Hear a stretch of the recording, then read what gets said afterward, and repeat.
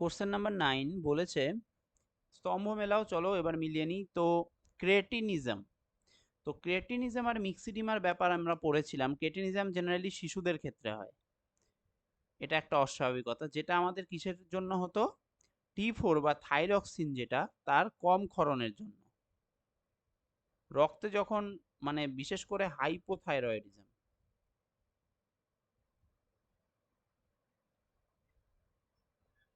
মনে আছে?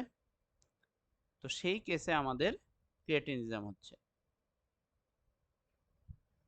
একের সাথে ডি। দুইয়ের সাথে এবার কি যাচ্ছে? বহিচক্ষু গয়টার। বহিচক্ষু গয়টারের আরেক নাম হচ্ছে গ্রেভস ডিজিজ, গ্রেভস বর্ণিত রোগ, ঠিক আছে, বা যেটাকে এক্সোপথ্যালমিক গয়টারও বলে থাকি। তো সেইটা আমাদের হাইপার থাইরয়েডিজমের জন্য হয়, মানে T4 এর অধিক ক্ষরণের জন্য, ঠিক? তাহলে এটা হচ্ছে hyper thyroidism.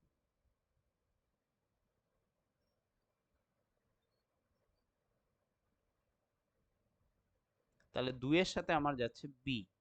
And then last তিন, তিন যেটা, সেটা আমাদের কুশিং সিনড্রোম বলেছে। তো কুশিং যে সিনড্রোমটা, সেই সিনড্রোমটা আমার কিসের জন্য হয়? জেনারেলি অ্যাড্রিনোকর্টিকোট্রপিক হরমোন, তাই না? তো অ্যাড্রিনোকর্টিকোট্রপিক হরমোনের কিসের জন্য? বেশি ক্ষরণের জন্য, অধিক ক্ষরণ।